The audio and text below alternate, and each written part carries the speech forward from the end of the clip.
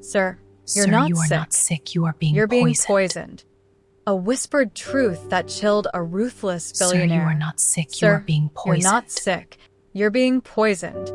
A whispered truth that Sir, you are chilled a not sick. You are ruthless being billionaire. poisoned. The voice came from the shadows of the grand dining room, low and sharp, like a blade dragged slowly across stone. Clara Johnson froze mid-step, her cleaning cloth clutched against her chest. The grandfather clock in the corner of Adrian Cole's penthouse ticked once. Twice. The chandelier above cast pale gold light across the marble floor, and somewhere deep in the apartment, a little girl laughed, a small, bright sound that seemed to belong to a completely different world than the one Clara was standing in right now. She turned slowly. Adrian Cole sat at the head of the long dining table, still dressed in his suit jacket despite the late hour. His tie was loosened, his fingers pressed flat against the polished mahogany surface. He looked like a man trying to hold himself together through sheer force of will, jaw tight, eyes dark, the angles of his face sharper than Clara had ever seen them. He was only 38 years old, but tonight he looked ancient. "Why are you still here?" he asked, his tone carrying none of the warmth a normal employer might spare for a long-serving housekeeper. Adrian Cole was not a normal employer. He was the founder of Cole Industries, a man who had turned nothing into $3 billion through relentless discipline and a refusal to show weakness. His competitors feared him. His board respected him. His staff, quietly, carefully, walked on eggshells around him. "I was finishing the kitchen, sir," Clara said, her voice steady even as her heart hammered. "Miss Vanessa asked me to prepare your evening tea before I left." Something flickered across Adrian's face. Not anger. Something closer to exhaustion. "Set it down," he said. "Then go." Clara moved toward the table. She set the delicate porcelain cup on its saucer, the pale amber liquid steaming gently. Chamomile, just as Vanessa had instructed. Every night this week, the same tea. Every night, Adrian drank it obediently, unusual for a man who obeyed no one. She was about to step back, about to leave, the way she always did, silent and invisible, the way household staff learned to be in homes like this one. But then she looked at the tea, and she stopped. It had been 3 weeks since Adrian Cole first complained of dizziness. Clara had heard him snap at his assistant over the phone about it. "I don't need a doctor, I need answers." She had watched the dark circles deepen under his eyes. She had seen the way he gripped the edge of his desk some mornings, steadying himself when he thought no one was watching. She had noticed the slight tremor in his right hand when he reached for his coffee. Doctors had visited. Blood panels had been run. One specialist had suggested stress. Another had mentioned early fatigue syndrome. Adrian had fired them both and refused further appointments. Clara had told herself it wasn't her business. But then, 3 days ago, she had come in early, earlier than usual, because little Lila had woken her at 5 with a nightmare and Clara couldn't get back to sleep. She had let herself in with her key and walked past the kitchen just in time to see Vanessa Blackwell standing over Adrian's breakfast tray. Vanessa hadn't heard her come in.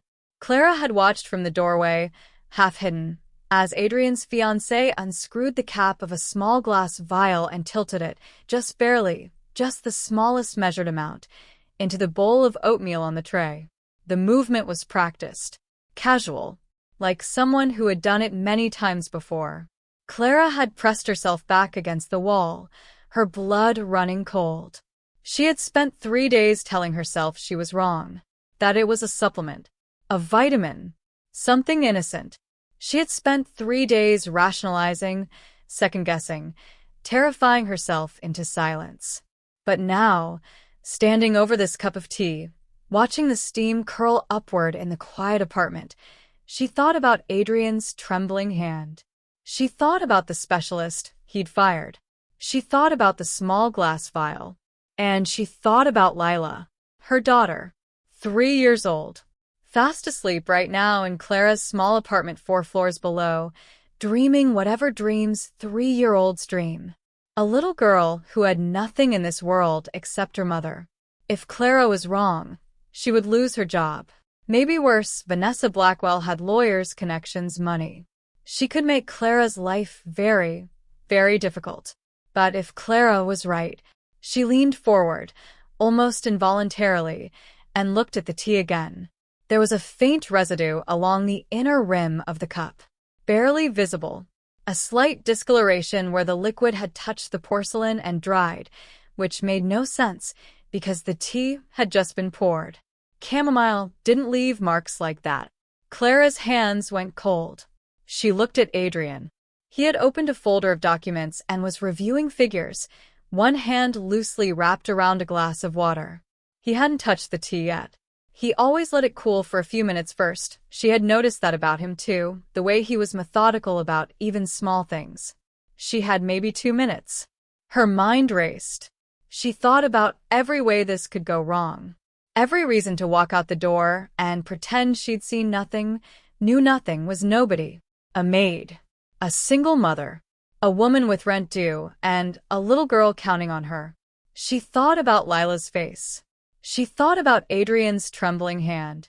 And then, before she could talk herself out of it, Clara Johnson stepped forward, leaned close to Adrian Cole's ear, so close she could see the tension in his jaw, the faint pulse at his throat, and she whispered for words that would change everything. "Sir, you're not sick." Adrian's hand stilled on the papers.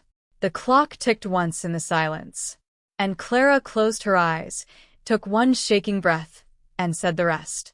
"You're being poisoned." For 3 full seconds, Adrian Cole did not move. He sat perfectly still, the way only powerful men can, with that particular brand of stillness that isn't peace but its opposite, a coiled, dangerous silence that fills a room the way smoke fills a burning building. Clara stood behind him. She had not stepped back. She wasn't sure she could. Her legs had stopped accepting instructions from her brain.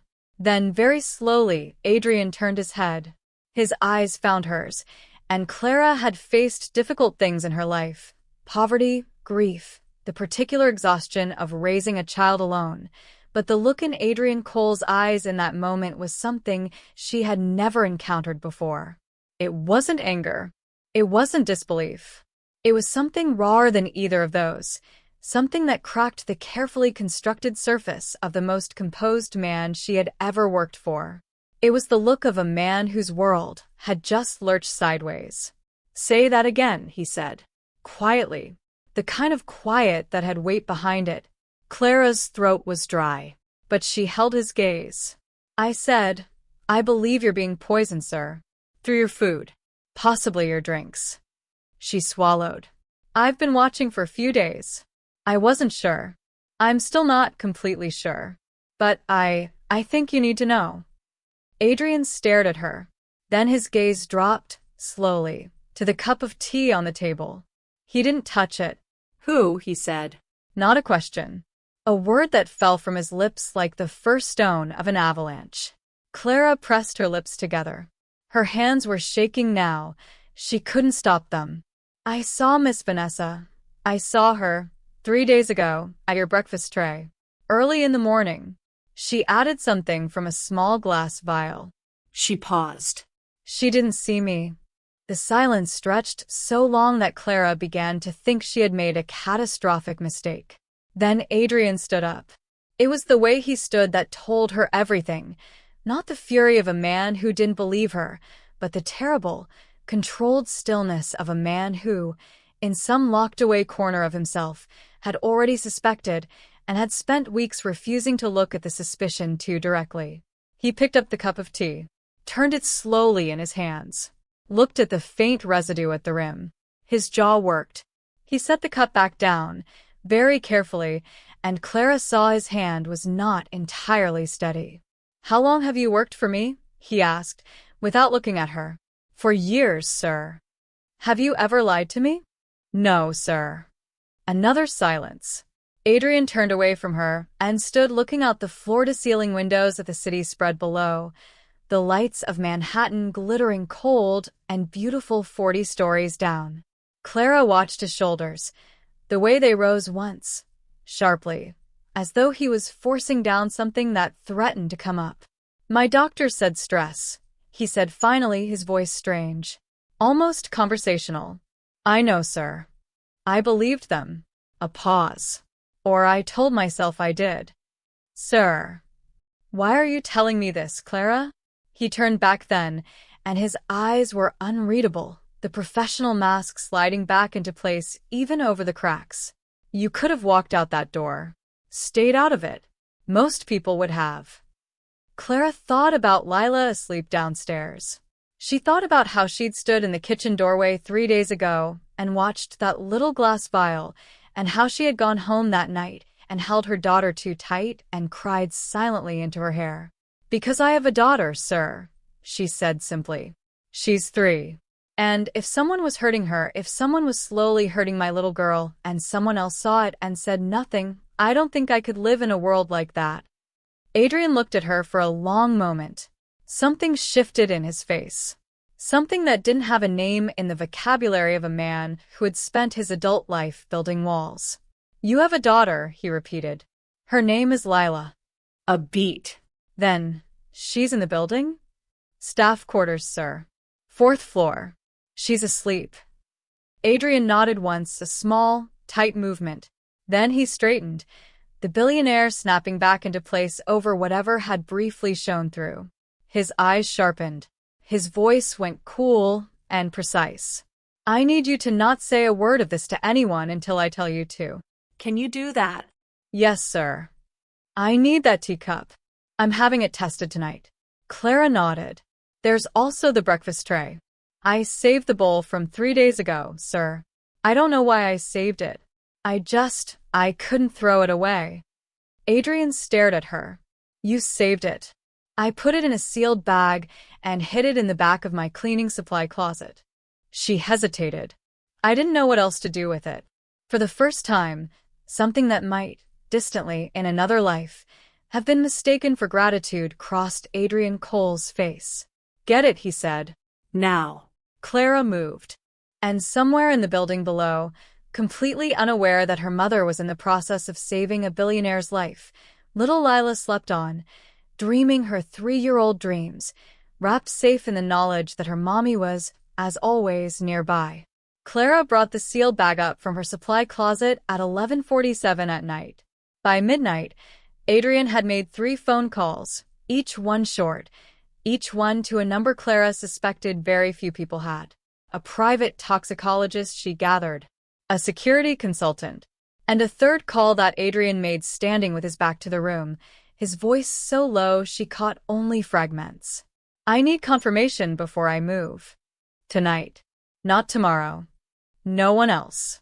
Not yet. He spent the next hour in his private study with the door closed. Clara sat in the kitchen, her cleaning cloth forgotten in her lap, listening to the apartment breathe around her. She ought to go downstairs. Lila might wake up. She always woke up at least once, padding to Clara's side of the bed on small warm feet. But Clara couldn't make herself leave. At 1:15 in the morning, Adrian's study door opened. He walked into the kitchen and set his phone face down on the counter. He looked like a man who had just been handed a verdict he'd already known was coming but still hoped wouldn't. The preliminary results confirmed it, he said. His voice was perfectly flat. The residue on the cup. It's a compound, slow-acting. The kind that mimics the symptoms of a chronic immune condition. Fatigue. Neurological tremors. Eventual, he stopped. Clara's hands tightened in her lap. The kind that's hard to trace, he continued, unless you're specifically looking for it. A pause. No doctor would have found it on a standard panel. The kitchen was very quiet. Vanessa is in the east bedroom, he said. She arrived this evening. She usually comes Tuesdays and Fridays. Clara nodded. She had known Vanessa Blackwell for 2 years, ever since Adrian had introduced her to the household staff as his fiancée. A tall, polished woman in her mid-30s with a warm smile and cold eyes. Clara had never liked her and had spent 2 years feeling guilty about that dislike, putting it down to envy or judgment. She didn't feel guilty anymore. I need you to wait here, Adrian said. Sir. I'll handle it. He looked at her, and the professionalism had not slipped, but beneath it, Clara thought she could see something in terrible pain. "I've been with her for 2 years." Clara said nothing. Sometimes there was nothing to say. Adrian walked down the hall. Clara sat in the kitchen and listened to the apartment, her heartbeat loud in her own ears. She heard the distant sound of a bedroom door opening. Then, after a beat, Vanessa's voice, bright with sleepy surprise, then confused, then something that was not confusion at all. Clara pressed her fingers against her lips. The conversation was muffled. She could not make out words, only tones. Adrian's voice, low and controlled. Vanessa's rising, becoming sharp-edged. Then a short, awful silence. Then Vanessa's voice again, but different now, stripped of its polish, stripped of the warmth and the careful social calibration.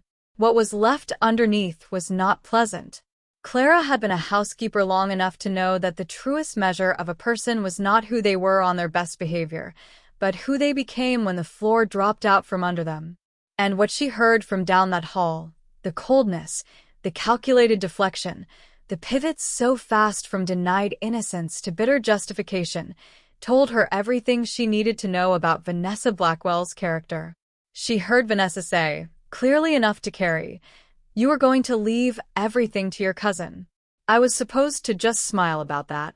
The silence that followed lasted so long that Clara stood up.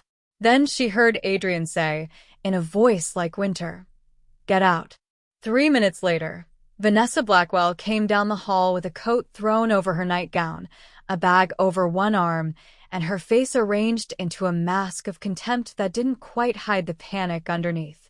She passed the kitchen doorway, without looking in. She stopped. She looked at Clara, and Clara looked back, quiet and still, the cleaning cloth in her hands. "You," Vanessa said, the word carrying everything she didn't have time to express.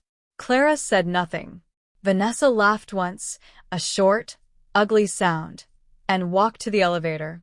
The doors closed behind her. Adrian stood in the hallway for a moment. Then he came back to the kitchen and stood at the counter, his hands braced flat against the marble, his head bowed. Clara waited. 2 years, he said finally. Not to her, just to the kitchen, to the air. "I'm sorry, sir," Clara said. He looked up. Something flickered briefly across his face. Not embarrassment, exactly, but something adjacent to it.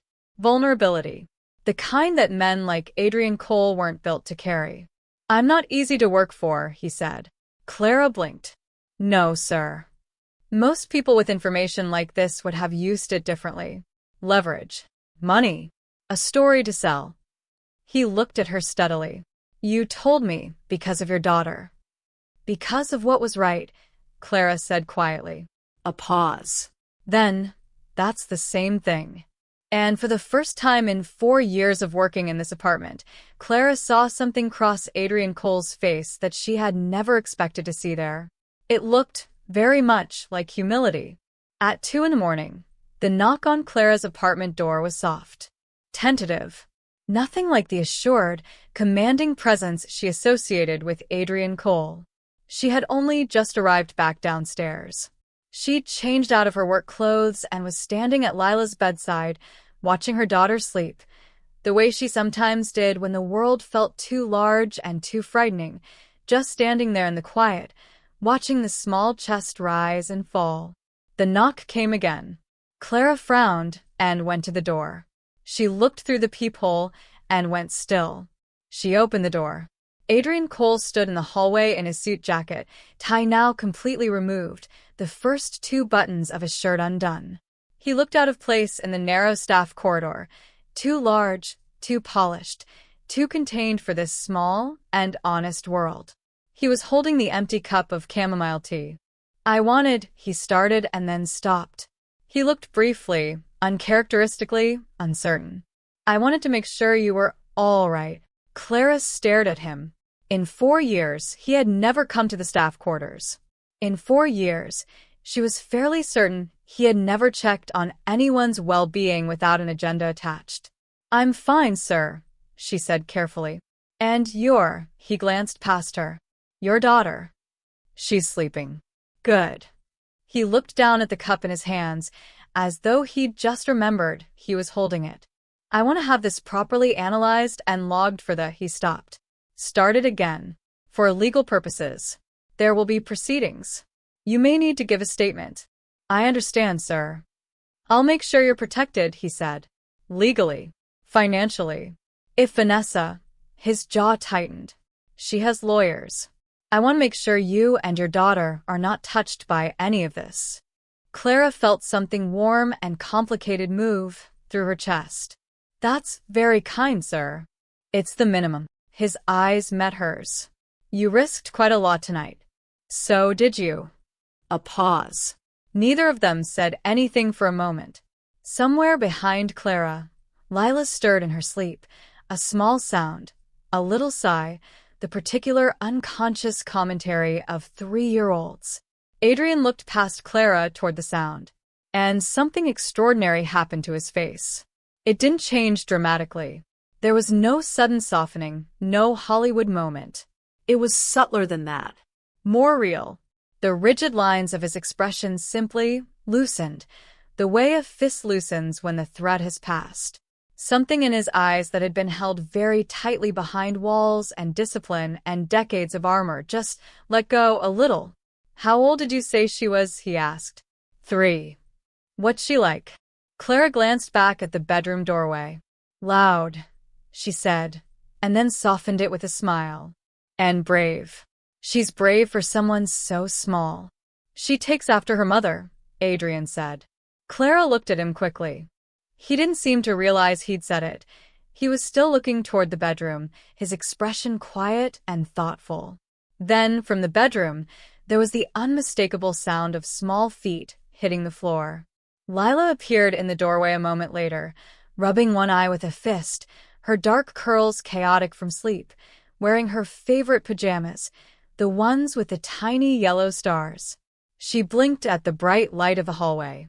Then she saw the tall stranger standing at the door. She studied him for a long, serious moment with the unfiltered assessment that only very young children are still capable of. Hi, she said. Hi, Adrian said.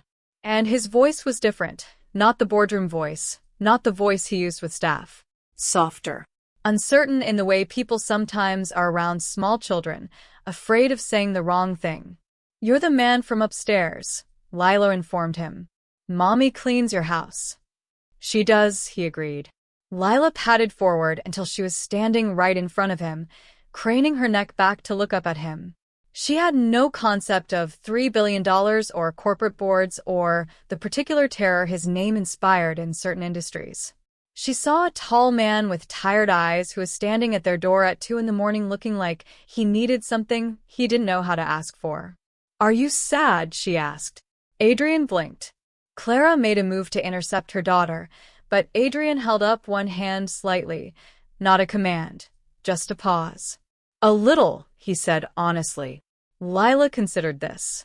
Then, with the solemn gravity of the 3-year-old therapist, she reached up, placed one small hand on his hand, and patted it twice. Mommy says, she announced, that brave people feel sad too. Clara pressed her hand over her mouth. Adrian looked down at the tiny hand on his. Something moved across his face, a complete, unguarded emotion that he clearly did not know what to do with, that had slipped past every defense he'd built. He stood very still, as though sudden movement might break whatever fragile thing had just happened.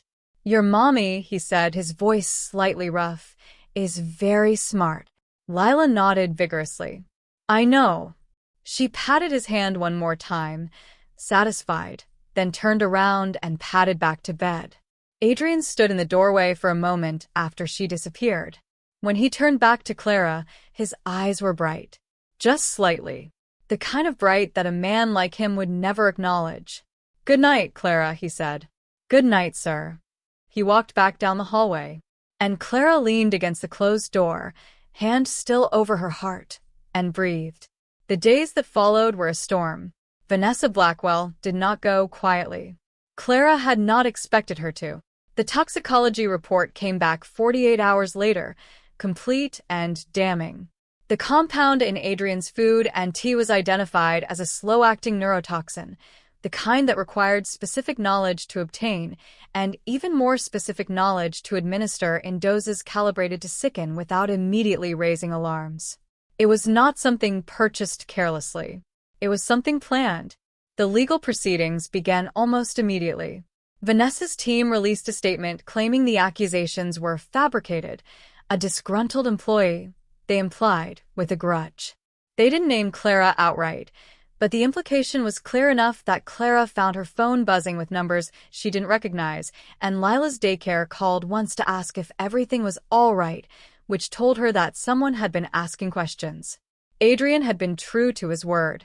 A legal team arrived at Clara's door the morning after the confrontation, a quiet, precise woman named Margaret who explained that she worked for coal industries exclusively and that her job, for the foreseeable future, was to make sure that Clara and Lila were untouched by what was coming. Margaret handled the unknown calls. Margaret spoke to the daycare. Margaret appeared at the right moments with the right words and made problems disappear so efficiently that Clara almost forgot how frightened she'd been. Almost.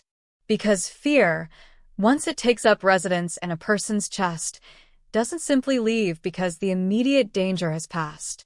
Clara still double-checked the locks at night. She still sometimes paused over Lila's meals for a half-second longer than was rational. She still woke at 3 a.m, heart hammering for reasons her sleeping brain knew better than her waking one. But she also noticed other things. She noticed that Adrian's executive assistant started delivering a small wrapped package of high-quality coffee to Clara's apartment every Monday morning, with no note, no explanation, no acknowledgement that it had been sent. She noticed that the daycare bill that had been 3 weeks past due was mysteriously cleared.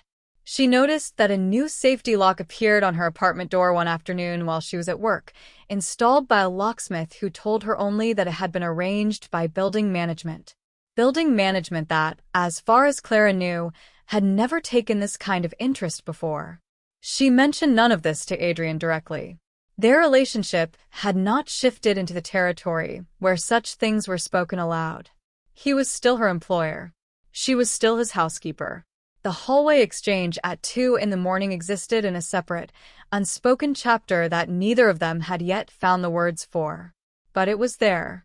She felt it in the way he said good morning now when she arrived, briefly, quickly, almost offhandedly, but said, when before he had rarely acknowledged her entry at all.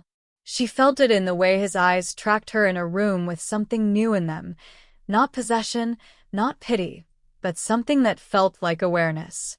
Like for the first time in their 4 years, he actually saw her.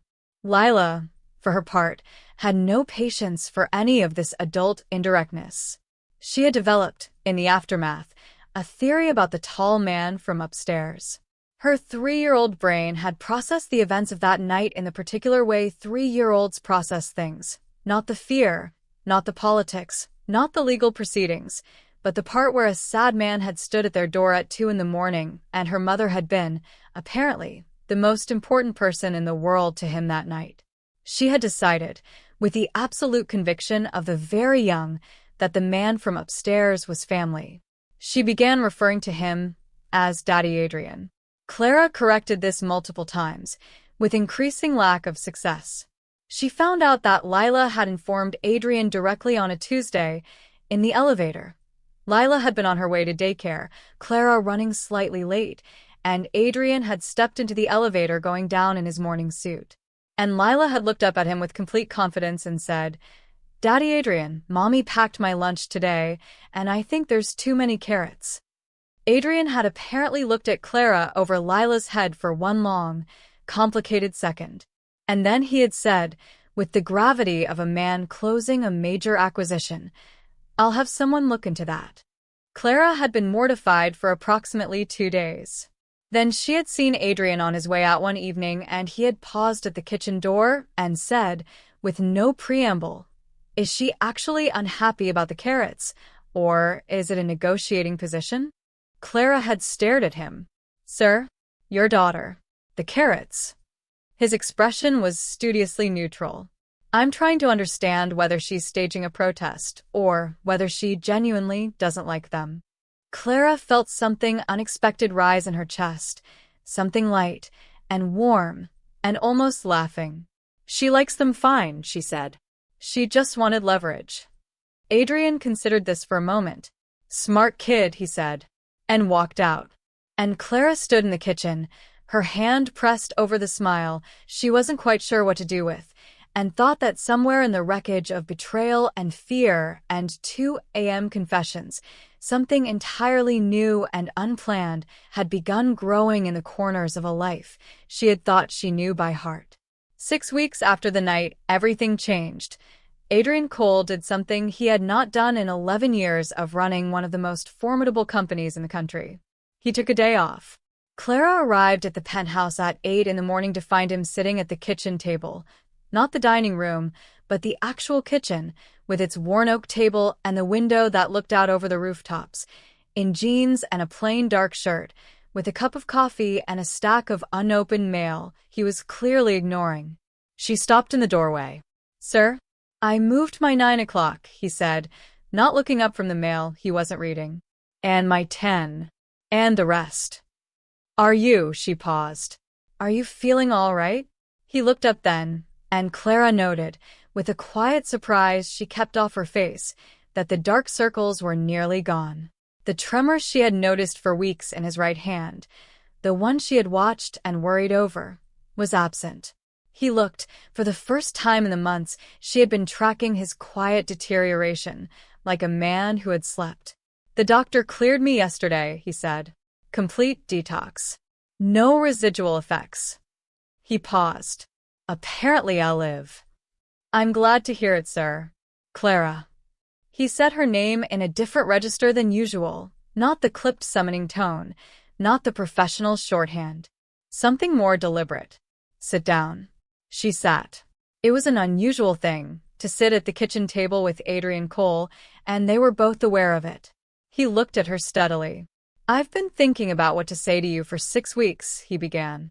"I've drafted it, revised it, told myself I could handle it like any other matter requiring acknowledgement and resolution." A pause. "I can't." Clara folded her hands in her lap. "You saved my life," he said, plainly and directly. "You saved it at significant personal risk, with no guarantee I would believe you, no assurance of protection, and no obligation of any kind to involve yourself." He looked at her steadily. "I don't know how to repay that. I've tried to think of it in terms I understand: financial compensation, legal protection, practical support, and none of it is adequate because none of it is actually the point." "Sir, you don't need to." "I'm not finished," he said, not unkindly. Clara stopped. "I have spent my adult life," Adrian said slowly, "operating on the assumption that trust is a liability, that people are motivated primarily by self-interest, and that the safest approach is to assume the worst and be pleasantly surprised when proven wrong."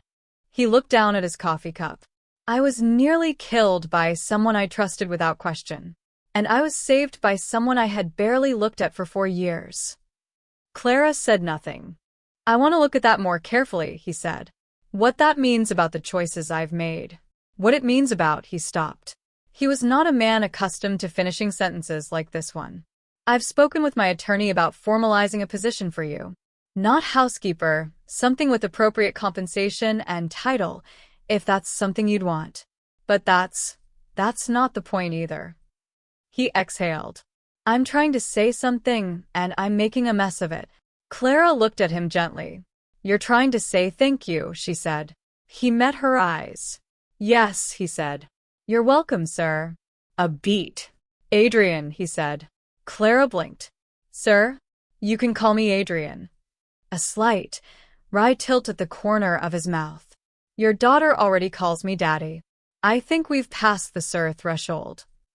Clara felt the warmth bloom through her chest, full and steady, like sunlight after a long gray season. She pressed her lips together against the smile, but it got through anyway. "She's 3, Clara said. "She adopts people." "I apologize." "Don't." The word was quiet and entirely sincere. I haven't been. I've never been someone's daddy, anything. He looked at the middle distance for a moment. It's strange, but not unpleasant. There was a knock at the front door. It was 9:15 on a Tuesday morning, and Lila, who had daycare until noon, had apparently convinced the daycare van driver to drop her at the wrong building because when Clara opened the front door, Lila was standing in the hallway with her backpack and her lunchbox and a craft project made of macaroni and an extremely confident expression. I made this for Daddy Adrian, she announced, holding up the macaroni artwork. Clara stared at her. How are you? The van dropped me here. I remembered the number. She stepped past Clara into the apartment with the easy confidence of someone who belongs. Hi, Daddy Adrian. Adrian was standing behind Clara. He looked at the 3-year-old, then at the macaroni artwork, then at Clara, then back at Lila. He crouched down to her level. Lila held out the artwork. It was, objectively, a chaotic arrangement of dried pasta, glitter, and green paint. Something might have been a house. Something else might have been the sun. It's our family, Lila explained. Adrian looked at the painting for a long moment. That's me? Lila pointed at a tall yellow pasta shape. That's Mommy. A smaller shape beside it. And that's you. The largest shape, in the center, with what appeared to be an entire additional handful of glitter. Clara had her hand over her mouth again. Her eyes were stinging. Adrian looked at his glitter representation for a moment. Then he took the painting very carefully from Lila's hands, the same hands that signed billion-dollar contracts and held boardrooms in perfect, quiet command. Thank you, Lila, he said. His voice was not entirely steady.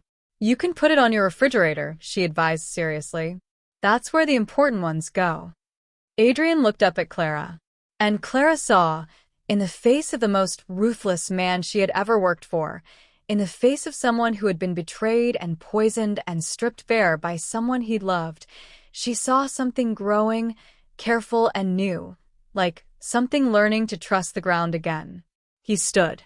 He walked to the refrigerator. And he put the macaroni painting on the door, held by a small magnet, right at eye level where it could be seen. Lila clapped. Just once, a single bright clap of absolute satisfaction.